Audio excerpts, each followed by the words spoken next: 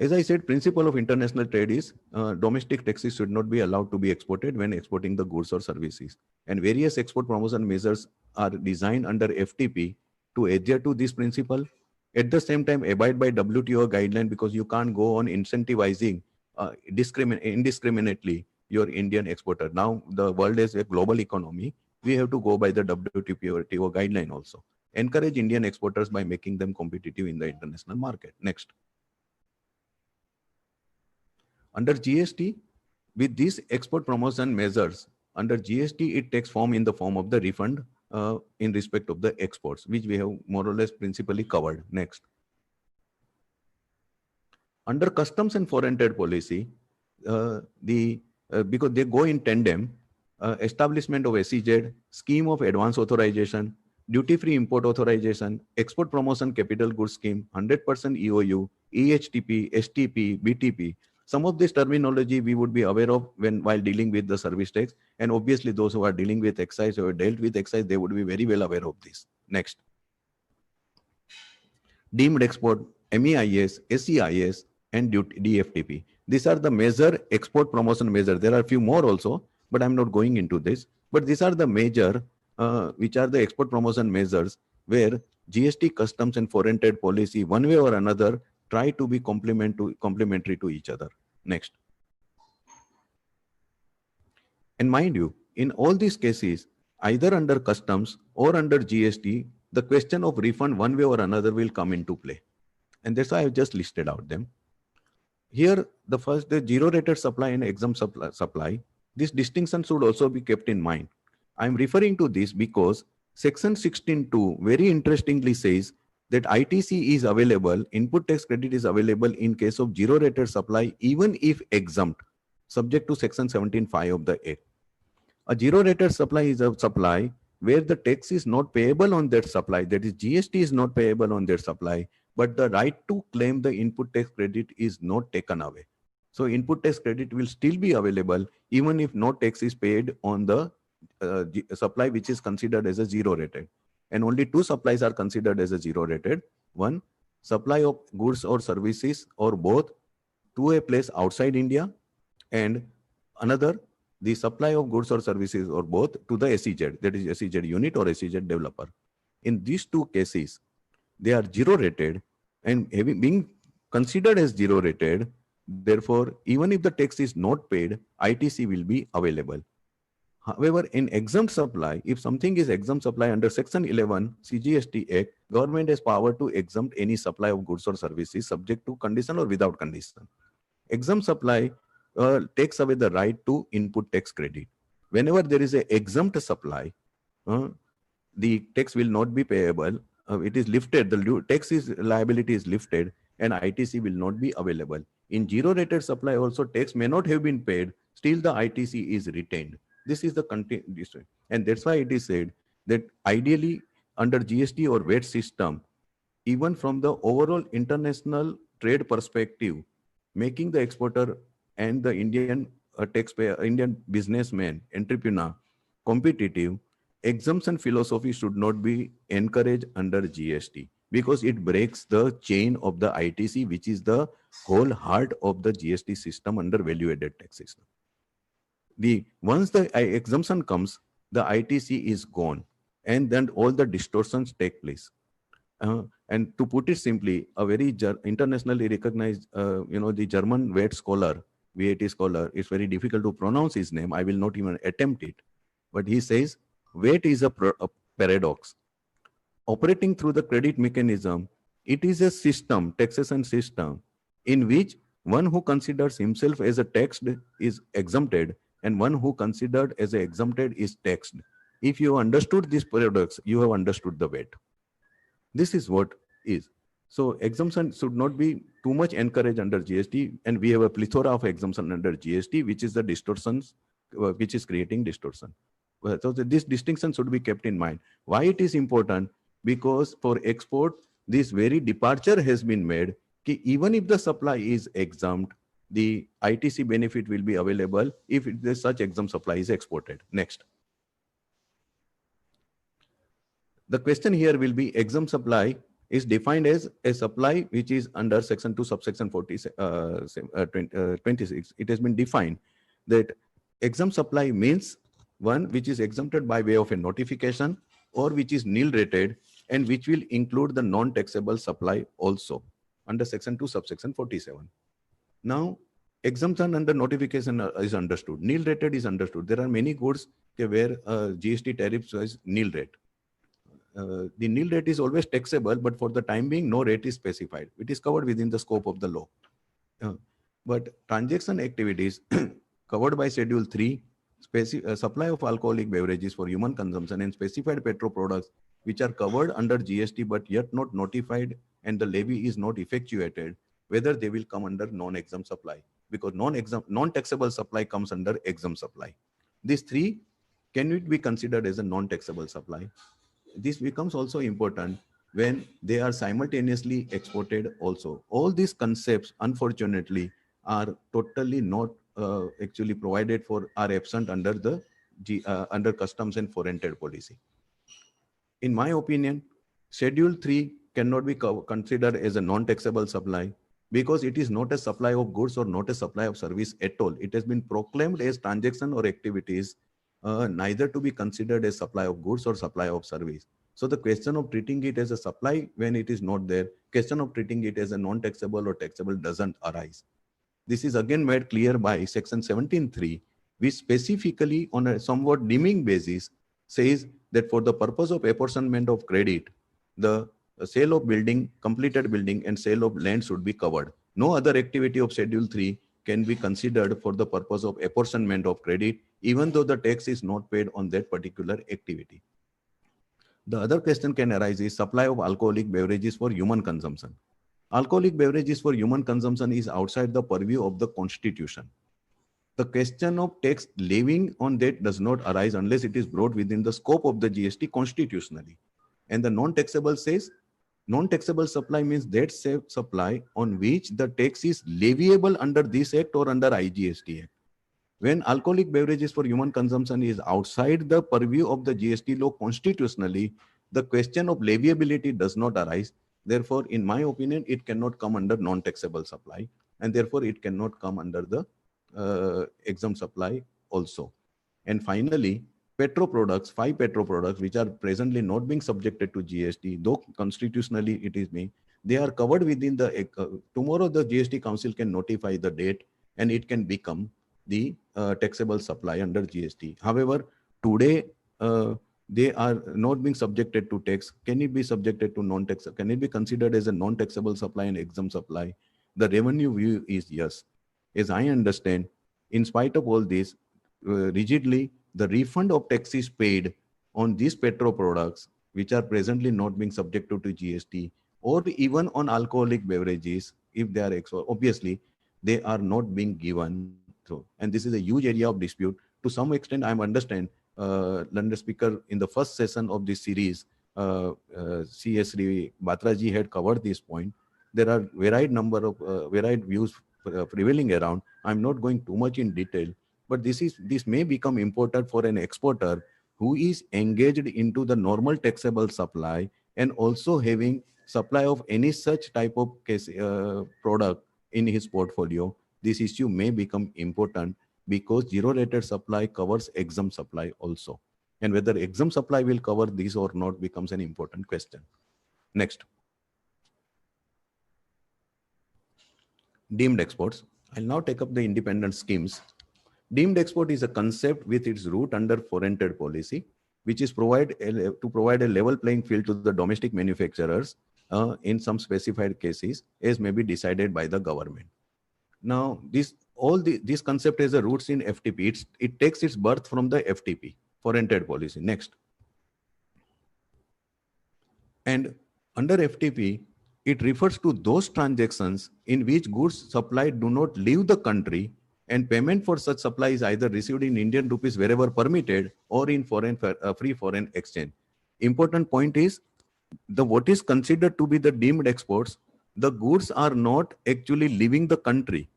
They are being supplied to another recipient only, but still it is given the status of the deemed exports. and all the benefits attached to the exports are to some extent given to, with all the restrictions are given in case of such supplies as a deemed export. Now, foreign trade policy says goods supplied do not leave the country and payment for such supplies either received. What does GST says? GST section 2 subsection 39 says deemed exports are such supplies of goods as may be notified under section 147. And this is the definition, as notified under section 147. Section 147 says that the government on the central government on the recommendation of the council may notify by a notification the certain goods, supply of certain goods, the as deemed export, where goods supplied do not leave India. Again, foreign trade policy says goods supplied do not leave India, and payment for such supply is received either under Indian rupees or in convertible foreign exchange if such goods are manufactured in India.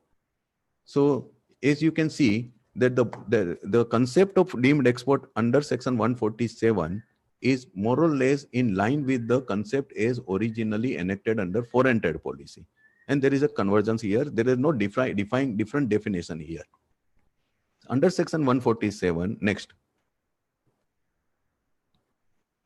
The concept is not relevant more under Custom Act because the goods ultimately do not leave the territorial waters of India. However, there are notifications which are issued under custom which facilitate or complement the concept of deemed exports under GST and foreign trade policy. Otherwise, the concept is not relevant because the goods never leave India. Next. Supplies notified as deemed export under foreign trade policy are host of the supplies. You can see I'm not reading it slightly. Certain slides I will not now read it. So these are the supplies. Even next slides also. Next. What is important is the first slide, the previous slide covered the supply of goods. This slide also covers goods as well as the services. And this is applicable to the main or subcontractor. The previous one where the person is actually acting as a subcontractor or main contractor. These are the foreign trade policy criteria. Now let us see what GST says under section 147. Next. 48/2017 notification which has been issued, it only provides for 4 categories which would be considered as a deemed export. Supply of goods by a registered person against advance authorization, supply of capital goods by a registered person against EPCG authorization, supply of goods by a registered person to EOU, STP, EHTP, not EGTP, and BTP, Electronic Hardware Technology Park, and supply of goods by bank or PSU under certain specified cases. So it can be seen, friends, if you compare this with the previous slide under FTP, the coverage of the deemed export under foreign trade policy is much wider than the coverage so far provided prescribed under the GST. Both are not aligned as yet. There are many types of supplies which are otherwise considered as a deemed export under foreign trade policy, but not considered as deemed export under GST. That alignment has yet not taken place for whatever reason, maybe mostly revenue reasons. So, next. Benefit of deemed export under foreign trade policy will be the person will be entitled for advance authorization whereby he can import the material without payment of tax. He can also offer the annual advance authorization for annual requirement quota system, or he can go for the duty-free import authorization. He will be given deemed export drawback or refund of tax if exemption is not available. This refund of tax if exemption is not available is embodied or effectuated under GST through section 54. Because foreign trade policy, as I said earlier, does not provide for the refund of tax, but it makes a mention that deemed exporter should be given the refund of tax also if exemption is not available. This is taken care of under GST. So to that extent, GST is trying to achieve the objective laid down under foreign trade policy. Next. Excuse me, sir. Excuse me, sir. If I may interrupt, sorry. Yeah. Sir, we generally open up the chat box by this time. Exactly. The question marks. I will sir, need please, some more time. You continue, sir. But how long will it take more so that we can what I will do is now, you see, last some 15-20 slides is only for the reference purpose, which I am not going to look into. Okay. I'll try to finish in another half an hour. Okay, sir. Okay. Okay. So we'll open up the question chat box accordingly, sir. Right. Fine, sir. Thank you. Okay. Yeah. Okay. Thank you so much, sir. Now, Please yeah. continue. Yeah, and participants, I slightly had to go into some certain basic details because of the very novelty of the subject. You may pardon me, but certain basic concept I had to lay down. I know the time constraint could have been there, but without that, it could have been very difficult to understand the whole idea because this No, is a sir, very, yes, we perfectly appreciate, sir. We yes, right, perfectly appreciate exactly, it. right. It was just to open the chat No, box. Nothing else, sir. I appreciate.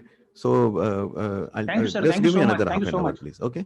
Now, Please, if please. you see the refund of tax in case of deemed exports under GST, after the provision has been made whereby the refund can be claimed either by the recipient or even by the supplier.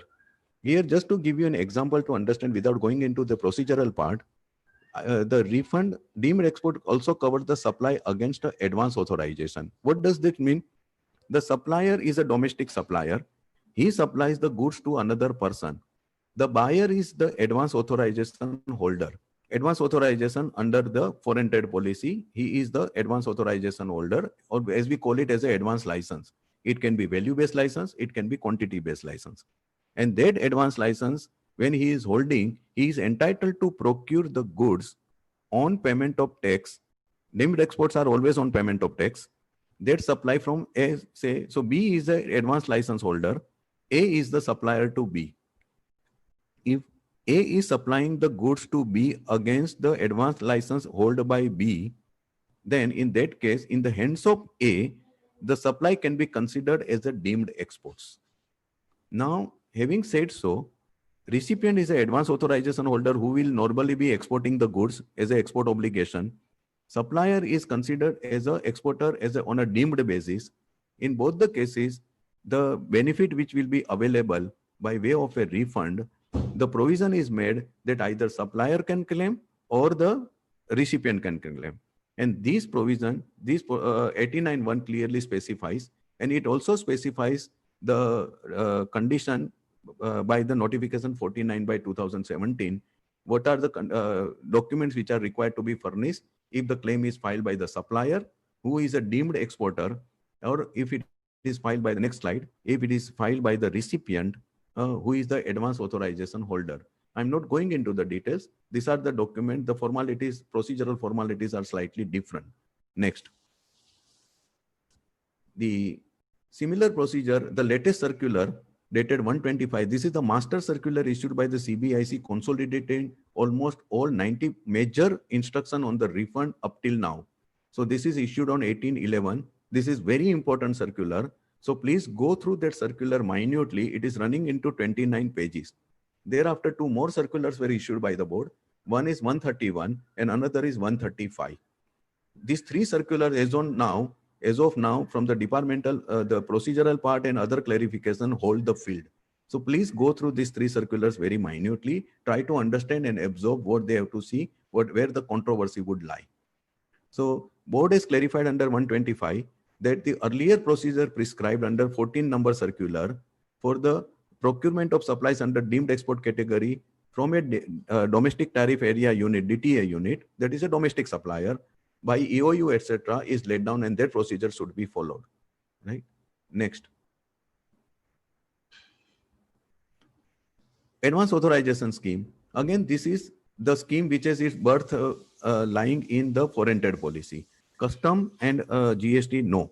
Foreign trade policy gives rise to this concept, says enable duty-free import of input for export production, and duty exemption scheme, it also includes annual requirement. Under foreign trade policy, advance authorization is issued to allow duty-free import of input which is physically incorporated in the product with normal allowance for the wastage, and allow even fuel oil catalyst which will be completely consumed, which cannot be physically seen, but even that can also be imported for under advance authorization scheme. Next. And the basis of granting the value-based or quantity-based advance license will be on standard input-output norms. Then there is annual advance authorization for annual requirement, where the norms are fixed on basis of, like marble, there is a quota, granite slab, there is a quota. These are all annual requirement basis, where it is decided on the basis of certain parameters. Next. Under customs, there is no specific provision, no provision deals with advance authorization as such. However, the notifications are issued which are granting exemption from the custom duty, IGST and compensation says, so as to achieve the objective of the foreign trade policy for granting of the advance authorization. All the custom notifications are issued as a facilitator because the exemption, foreign trade policy says under advance authorization, the customs duties should not be charged, which will include now IGST also. So which should not be charged. That is, they have to be free of this. And this is effectuated through the customs. Next. Under GST, there is no specific provisions relating to advance authorization. However, there are refund related provision, notably Rule 9610. This particular rule makes a reference to the advance authorization custom notification, whereby certain restrictions are placed. We will see that next. EPCG, again, this is a concept, export promotions capital goods. Just like advance authorization allows the manufacturer, exporter, or the service provider to export, manufacturer, exporter to import the goods without payment of duty for export purpose, EPCG allows the manufacturer, exporter to import the capital goods mainly without payment of tax, without payment of any customs duty also under EPCG scheme on the basis of the export obligation. This export obligation is equivalent to 6 times of the duty saved and which is to be reckoned as per the formula and to be filled in 6 years from the date of authorization. This EPCG scheme is again has its roots in the foreign trade policy. Next. Now, these are the coverage of the EPCG scheme is very wide, as can be seen from this slide. Next. Under customs, again, EPCG does not mention specifically anywhere. It is not defined, nor need to be defined. What is actually important is there is a separate chapter 98 under Custom Tariff Act, which says project inputs, it is imports, I beg your pardon, project imports includes laboratory chemical, etc. So, and if you see the previous slide, you will find that the project imports are covered under the EPCG scheme. And there is a specific heading of project imports under chapter 98. This chapter 98 was missing, was not prescribed under the erstwhile central excise tariff. Though the central excise tariff is also aligned more or less to the custom tariff act based on the Brussels nomenclature, HSN, Harmonized System of Nomenclature. Now under GST, very interestingly, chapter 98 is also part of the GST tariff, and both are same. Because now GST tariff, unless otherwise specified, is also aligned to the custom tariff 1975, which in turn is based upon the Brussels nomenclature. So the project import concept should be kept in mind while for the purpose of classification under GST and under custom for the FTP perspective. Next. Then notifications are issued and there are some conditions. Next. Similarly, duty-free import authorization is again a duty-free import of inputs, whereby the benefit is allowed for import under DFIV. This should be exempted from the basic customs duty, and drawback is also allowed. More or less, it is the same as advance authorization scheme. Next. Then there are certain criteria. This I am not reading through. Next. Duty drawback. Next. Under foreign trade policy, again, the drawback is admissible as per the rate determined and fixed by the custom authority, available for duty paid imported or indigenous import, which are used in the export product, and applicant to include. Then there is a procedure which is laid down under foreign trade policy. Next. We have a specific drawback rules, customs and central excise duty drawback rules 2017, which is put in force from 1/10/2017. Specific rules. Now, since excise duty is no longer there, or it is restricted only to now tobacco and petro products, therefore, from 1st October, the duty drawback rules, no doubt they remain as it is, but it is applicable only to the custom duty. How it is relevant, I will just come to that in a minute. But this section 75 and these two sections deal with the drawback. So unlike advance authorization, DFIA, EPCG, the customs has a specific provisions of the duty drawback in keeping with the foreign trade policy objective. Now, where does the GST come into play? We will see that. Next. Next. GST says drawback, there is a specific definition of drawback in relation to any goods manufactured in India and exported, means the rebate of duty, tax or cess chargeable on any imported or any domestic input or input service. This is basically a complementary definition to the drawback under section 2 of rule 2 of the duty drawback rules, more or less. Duty drawback rules under custom excludes integrated tax. Therefore, drawback toward integrated tax IGST cannot be made available. And why? Because the IGST can also be refunded under GST. So under drawback definition, it relates to the IGST or compensation cess paid. In the context of a drawback customs, the IGST is excluded. What is important to note here is, with this exclusion, mutual exclusion between custom and GST, third proviso to section 54(3) prohibits the grant of refund of ITC if the supply of goods or services or both avails drawback in respect of central tax or claims refund of the integrated tax paid. This proviso third under 54(3), which allows the refund of unutilized ITC, is very important. Next. If you see, the restriction content is that regarding the first part I said, okay, both are complementary to each other. There is no dichotomy. Coming to the restriction, if a supplier avails of drawback in respect of duties rebated under the drawback rules, he shall be eligible for refund. This is the clarification now given under circular number 125. That even if the exporter claims the duty drawback benefit under custom rule, because it is only restricted to customs, therefore, he will still be entitled to claim the refund of unutilized ITC of CGST, etc. under section 54(3). So that bar will not apply. That has been clarified. Please keep this clarification in mind. I can claim the drawback under customs and I can claim the refund of unutilized ITC also under 54(3). Next.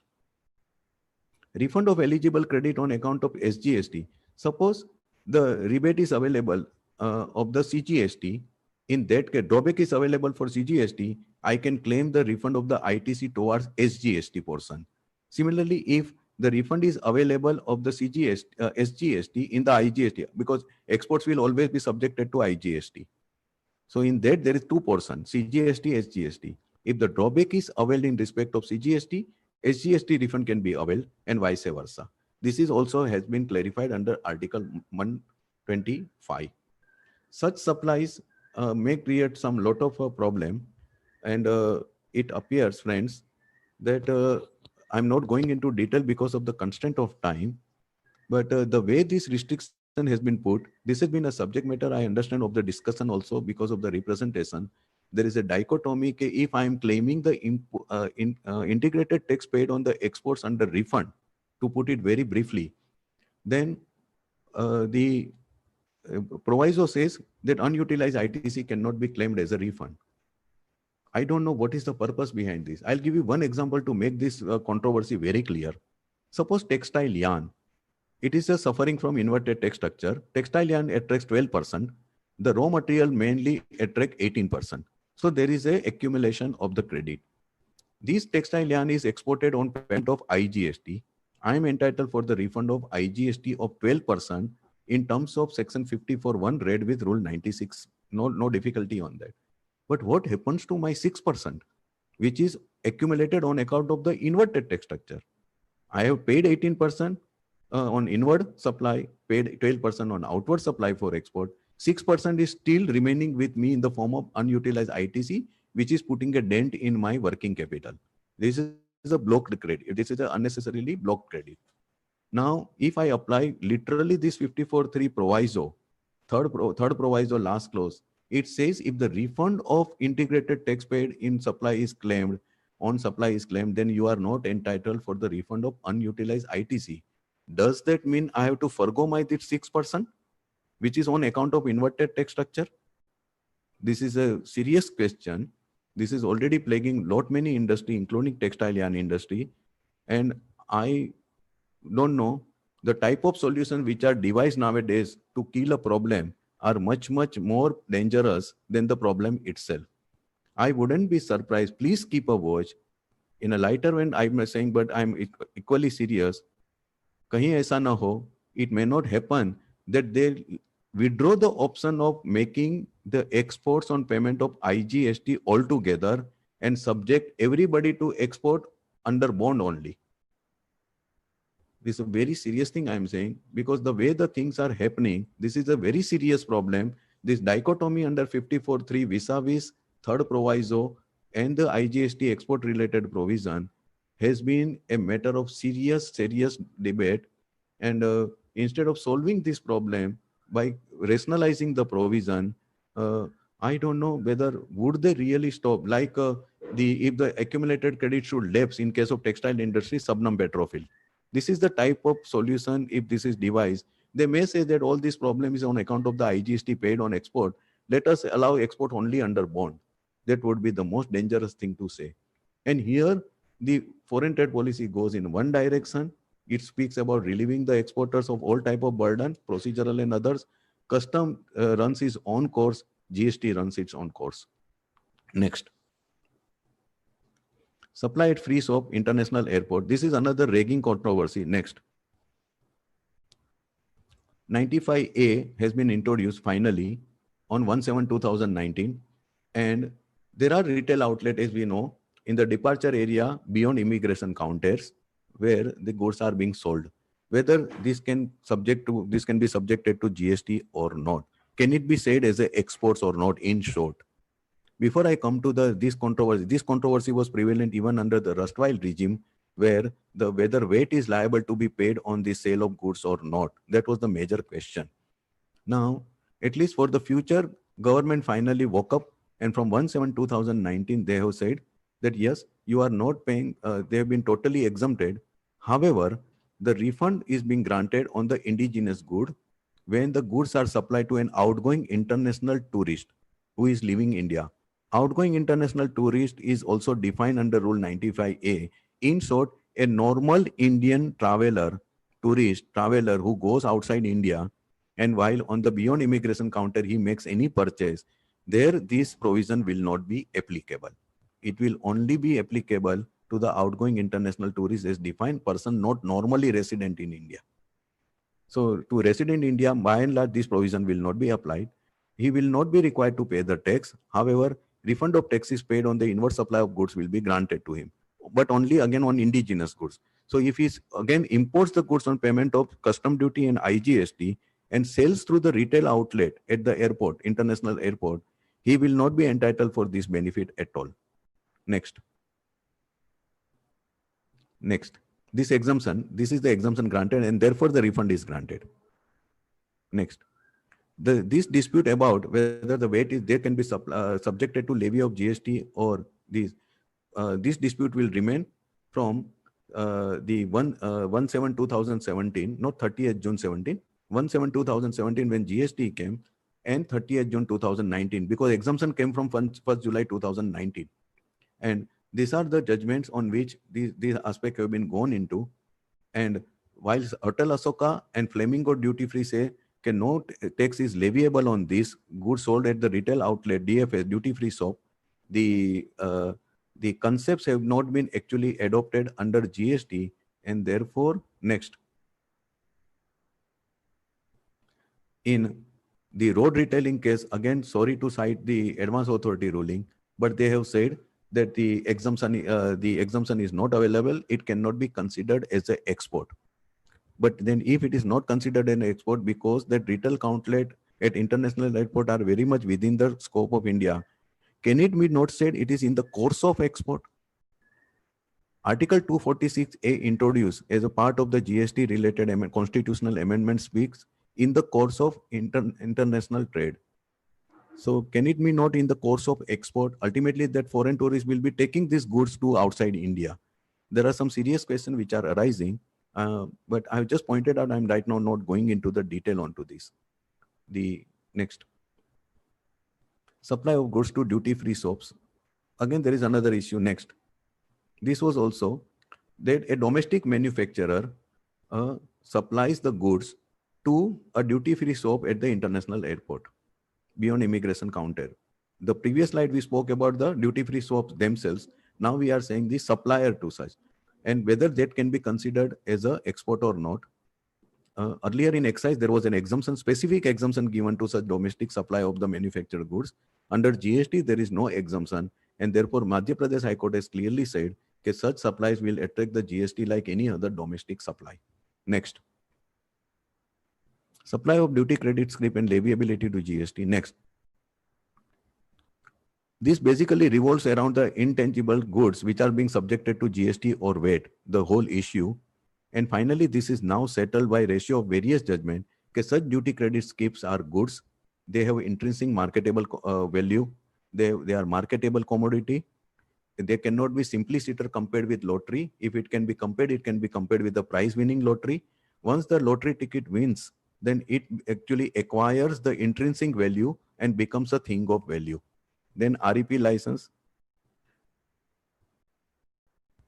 REP license is DFIF or duty credit skip, which can be sold at in the market at premium or goods. Next. DEPB is free tradable goods duty exemption, passbook system. It is taxable under sale tax and not actionable claim. When an actionable claim is that there is an uncertainty about the debt, whereas this is in case of such type of duty credit scrip, there is a certainty about the amount involved. There is a certainty attached to it. They cannot come under actionable claim. And these are all the series of judgments where this law has been very well laid down. Next. In one interesting case, next. Incidentally, just please go for the previous one.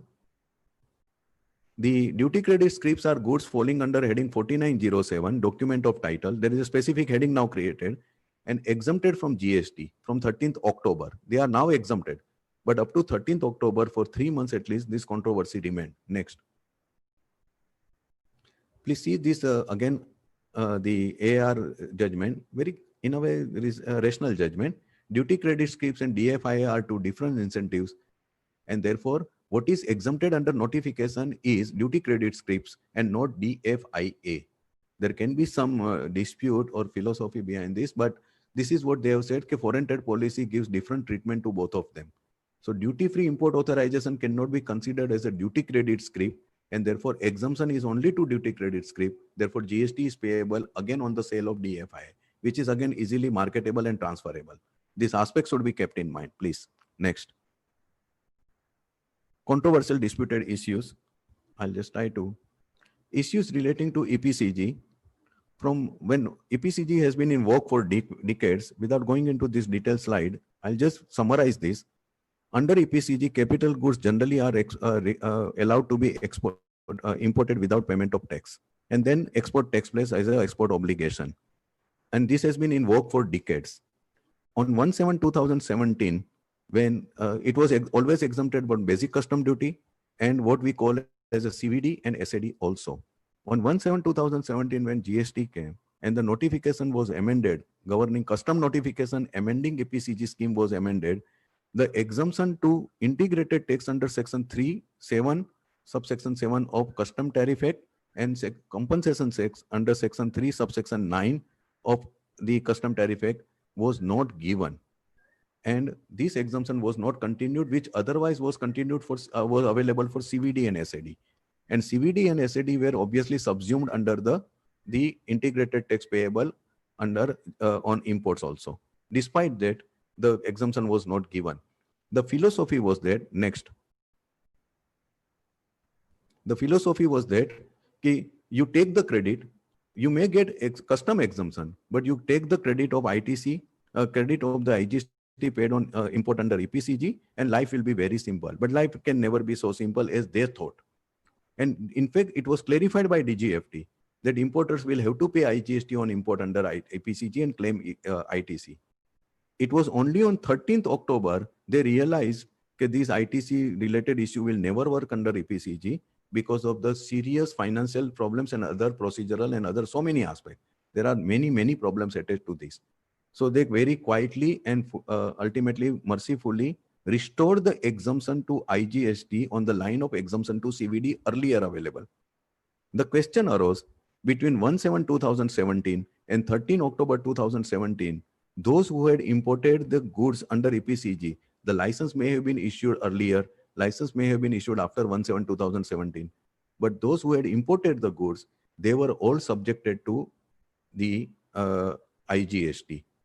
And the problem became serious because the IGST, like in an inverted text structure, it was not even available by way of a refund, because inverted text structure rule 89.5 does not allow the refund for the services and the capital goods. So it became a serious issue. This was challenged before the Gujarat High Court. Next, and in the Prince Spintex case, High Court has quashed the notification and the circular of the board, and also said that this levy is invalid, and the entire exemption is clarificatory in nature, which was introduced on 13th October. A very good judgment on the clarificatory effect of a exemption notification. Okay, this is a clarification only, so retrospectively, and also on the promissory estoppel argument to some extent also. These Prince Spintex, similar challenges are pending in Bombay High Court and also in Gujarat High Court in some cases, and other high courts also. Today, as of now, in view of this authoritative pronouncement, from 1/7/2017 to 13 October 2017, any taxpayer who has paid the IGST on imports of capital goods under EPCG is legally entitled for the refund. Yeah. Next. Issues relating to advance authority and deemed exports. Friends, this has got a very checkered history. It is more or less on the same line. Earlier, on 1/7/2017, when GST came, as I told you earlier, foreign trade policy provides for the facility of advance authorization benefit as an export promotion measure. This is effectuated by custom by exempting the goods imported under advance authorization from the custom duty and other duties. GST plays the third fiddle or second fiddle. However, under the deemed export and advance authorization, initially 1/7/2017, DGFT prescribed two more conditions, pre-import. So first I have to import and then only I have to manufacture, export, and I will be entitled for advance authorization. And the physical exports was two conditions. This created problem. And later on 13th October 2017, first of all, DGFT provided for this condition from 1/7/2017. Custom provided for incorporated this condition in line with foreign trade policy also under the custom notification. Next. Only 5 minutes. Huh?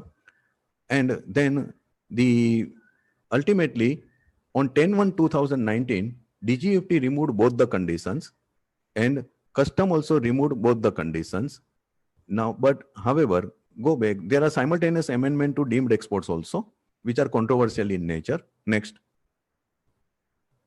Ultimately, from 1/7/2017 to 10/1/2019, those who have actually exported the goods first by using maybe indigenous material, imported material, or both, and avail the advance authorization facility, or those who have actually physical exports related issue, they are being saddled with the demand and inquiries from the DRI across the country.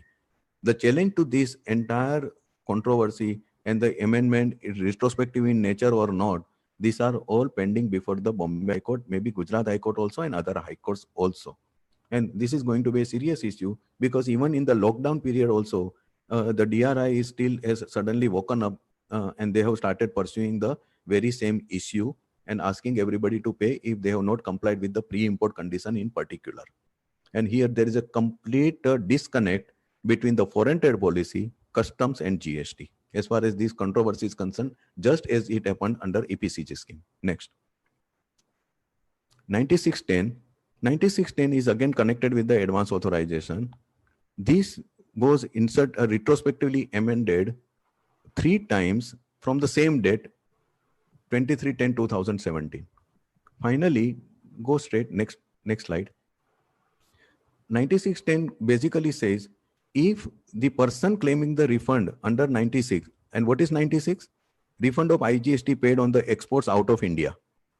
If the person has claiming the refund is actually has procured the supplies under advance authorization, then he is not entitled to make the exports on payment of tax. He has to compulsorily go for the exports under bond. This is the sum and substance. I'm not going for the past history, but this is the sum and substance of 9610 as existence is operating today. If the exporter, manufacturer, supplier procures the supplies of the input under advance authorization without payment of tax, including IGST, and uses it for the export product to be exported under advance authorization, he will be required to do the export only under bond, and he is not entitled to make the export on payment of tax. There is no rhyme and reason and logic behind this restriction. This is already a subject matter of challenge before the High Court, because Section 16 gives two clear options. Either you make the exports on payment of tax or you make the exports on under bond.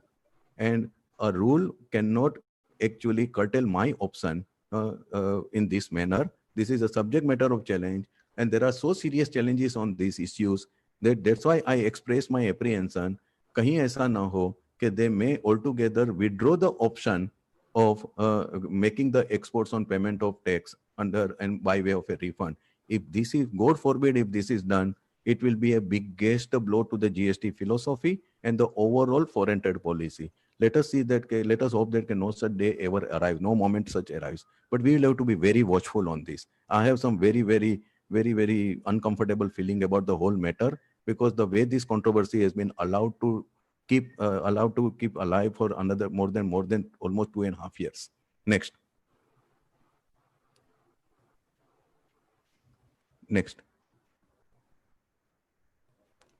Only two amendments last. Rule 89.4C, you know that 1.5% times the value of the likes goods or whichever, without going into the interpretation, this is again an absolutely knee-jerk reaction to the problem of the suspected overvaluation by some unscrupulous people who are jacking up the price of the export products and trying to encase the ITC in one way or another and engage into another fraud. GST VAT in any way is a very fraud-prone tax. There are any number of fraud, more than almost 10, which are tabulated internationally, which are being committed. It is not that the crows are black only in India, everywhere. But this is the reaction. This is a knee-jerk reaction. Please go to the next slide. And there are many things. This amendment is made only in numerator and not in the total tax. So it only speaks about the turnover in the numerator category, not the total adjusted total turnover denominator. So therefore, it will curtail substantially the benefit of refund of unutilized credit in case of export under bond. Now, and obviously the medicine is definitely worse than the cure. Whether the amendment is valid, Section 15, once my transaction value is accepted, under Section 14, if my value is accepted by the customs, if my IT is accepting my export value, transfer pricing mechanism does not allow me to really price my product below certain value, how can the GST through the rule charter its own course and determines a new value? In my opinion, even discriminatory, because it is not applied, the same definition formula is not applied for the denominator part. So there is a clear cut, there is an absolute irrationality attached to this provision. It is ultra vires Section 15, and it is violative of Article 14.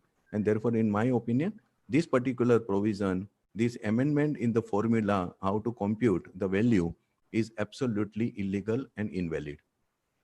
Rule 96B prescribing the condition for the receipt of export proceeds for the export goods. It says that if within the period or extended period as per FEMA and RBI, next, if the export proceeds are not received, then within 30 days, the exporter has to make the payment with interest, whatever refund he has already got, suppose 90% provisional refund.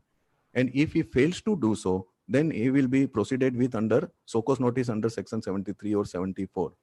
The point here is export of goods as defined under Section 2.5 does not prescribe the condition of receipt of export proceeds at all to consider to be export of goods, unlike export of service, where the receipt of the export proceed is a precondition to consider as an export of service. How can these provision be made for recovery of the refund on the ground that you have not received the export proceeds for the export of goods. When the receipt of export proceeds is not even a precondition, there can be a serious challenge to the virus of this particular provision. Next. And friends, from here onwards, I will stop. These are all the continuous slides are only actually tabulating all the major extension granted as a part of the first regulatory relief package announced on the 24th March by the finance minister on the various extensions which were allowed. This in the wake of the COVID-19. So I have tabulated them as far as the DGFT and customs are concerned. Most of them are also connected with the topics which I have covered. I wanted to cover the GST related extension also, but somehow that I could not do it. But I have actually extensively deal with that in my article in Tax India Online, the extension, the cobweb of notification. In that I have outlined each and every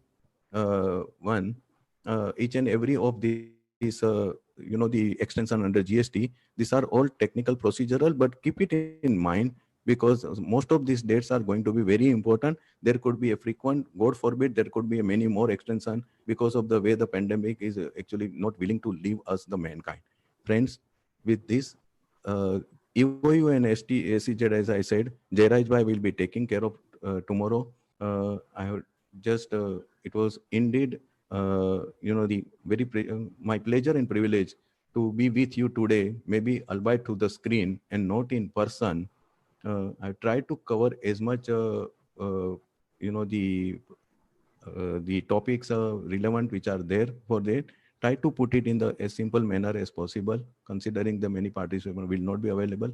Once again, my heartfelt thanks to CGPI organizing committee for giving me this wonderful opportunity to actually enhance my understanding and about this particular very interesting topic of convergence between these three enactments. Thank you for the patient hearing.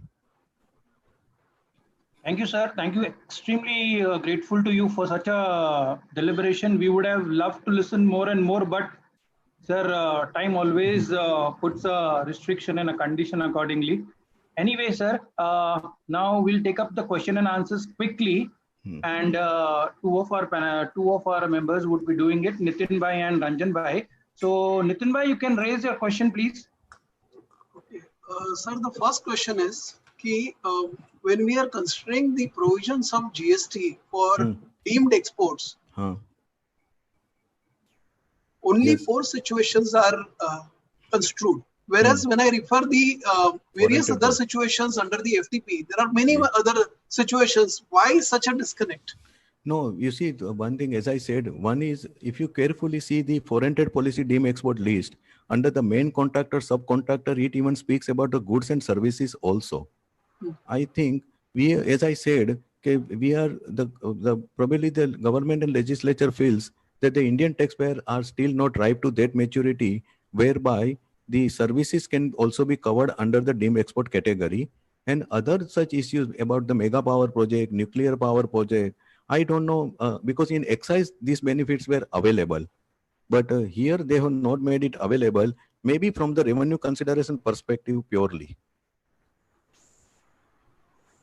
And this is one reason while we are on this, why Rule 89.5 does not actually provide the refund of the accumulated credit on account of services. Capital goods, one can understand, that is also not being provided. The only reason appears to be that they are not sure whether there will be a malpractice under services. If a professional charges 5 lakh rupees for a 50,000 assignment deliberately and charges the GST as a matter of adjustment for the client, and the client actually giving a very straight, direct, blunt example, and the client takes the credit which ultimately he encases it one way or another or for whatever purpose. This is their apprehension, how far they are well-founded or not. In my opinion, whatever may be the reason, whatever may be the apprehension, the Rule 89.5 under inverted tax structure cannot exclude the services at all. Similarly, capital goods has been unjustifiably excluded, but these are born out of the apprehension, like this 1.5 times value of the like goods. These are all knee-jerk reaction born out of the apprehension and merely concentrating on the tax evasion part, nothing else, causing undue hardship, absolutely miserable way of doing the things for the genuine taxpayers. Next. Right. Okay. Yeah. Yes, Nitin bhai, you have a question? Take it, sir. Take it. Okay, sir. So if one has to decide between Rule 89 or Rule 96, how does one reach a conclusion? You see, it will differ from case to case. Point is this: the Section 16 gives both the options: export under bond and export on payment of tax. Correct? Now I have to just see, okay, while exporting, one of the criteria could be, okay, whether for manufacturing the export product, let us forget about the services for the time being. For manufacturing the export product, am I actually simultaneously procuring the imported material from under advance authorization or under the deemed export category from another supplier, domestic supplier? If so, I have to see, okay, in that case, I am as of now legally compulsorily bound to export under bond. Once it is an export under bond, I am bound by the formula. Whereas on export on payment of tax is very simple. I pay whatever tax is leviable, shipping bill is taken into consideration, 90% provisional refund comes in general cases, normally. Whereas under export under bond, I have to comply with the formula computation, the new restriction under the substituted clause C of 89.4 proviso. This will all come into play. Worse than that is that my interaction with the departmental authorities will come into play when there is a refund under export under bond. Whereas integrated tax, nobody comes into picture. It is the system which takes place of my refund. So these are the aspects which may have to be taken into account apart from the other financial aspects of the entire export related strategy. Yeah, Ranjan bhai, please raise your query. Yes. Question is, can the sale of imported goods directly from the bonded warehouse to EOU be treated as deemed export?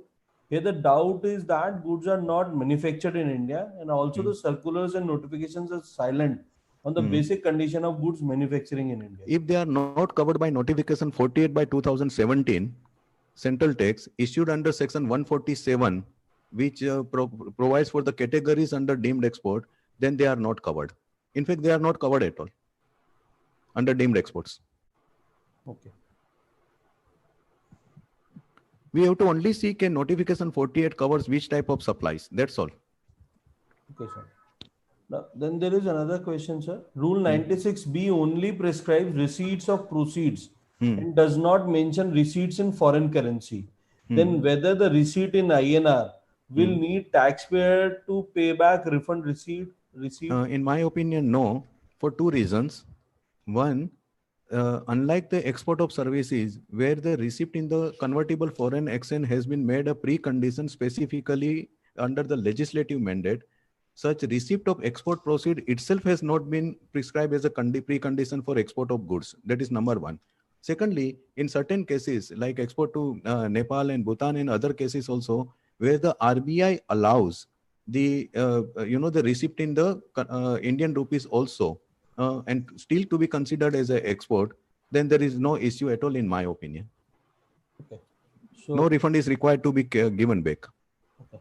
So then one last question that is from my side. That is that like the conditions of drawbacks, there is a condition under the ROSL mechanisms also that they are also providing the benefit of state duties. Correct. So when you was discussing that the SGST refund will be available, I'm just discussing for that period of 1st July 2017 to 30th September 2017. So whether for that period also the SGST has to be reversed and we cannot take the refund of that amount, or can that be taken? No, you see, right now this controversy is going on. As of now, the people have just taken the stand. Okay, this has been correctly taken because either there are no sufficient enabling provision for the department to recover this, or the provisions which are made do not cover my situation at all. So therefore, as of now, it is better to keep the claim alive. It is like, as I would be concluding just on a sideline, I am saying, because most of the participants would be too much into that also. The TAN one, my 2 parts have already come on Tax India Online. The third part and concluding part, it is like this, okay, irrespective of where the fight may take place, taking cue from the Delhi High Court judgment, one should file the TAN 1 by 30th June under any circumstances. If the system does not allow, file it manually and keep the acknowledgement. keep the proof of exit, because you don't know where even if the Bombay High Court NELCO is against you, against JCB is against you, no harm in putting the manual claim. At least keep the claim alive. We never know how the things are going to turn in the future. It is like that. So keep the claim alive. You may die another day, to use the James Bond title. Okay. So, Shilbhai. Okay. I think we'll conclude it over here, sir. Now I request Nitin Bhai to formally propose the word of thanks. And before he proposes, friends, I'll request once again, today, 5 o'clock, we have the South Zone program of the Jugalbandi, what it is called. So please take benefit of it and log in at the proper time and take the benefit. Over to you, Nitin Bhai. Yeah, Nitin Bhai, before you start, only one point. Okay, there are some typo errors also. I will be fine tuning it by tomorrow, the entire PPT, which can then be circulated to all the participants, members, as per whatever. Yeah, Right. Okay, yeah. sir. PDF person, I will be completely sending it to all. Okay. Good afternoon to all our esteemed participants of this webinar. Today, the session like this cannot happen overnight. And looking at the mammoth presentation covering intricate aspects of customs, FTP, and GST refunds, by amalgamating them into one reference lexicon manual for many professionals like me and everyone. All of you will agree that the wheels of structuring such a master presentation need substantial time and efforts to reflect the planning and a bird's eye view to capture all fundamental aspects for the benefits of all. Sir, we at the CGPI have been fortunate and earnestly submit that we have gained a lot by participating in this webinar and grasping the finer technical points of your address. I extend a very hearty vote of thanks for gracing and adding immense value to this meeting. Thank you, sir.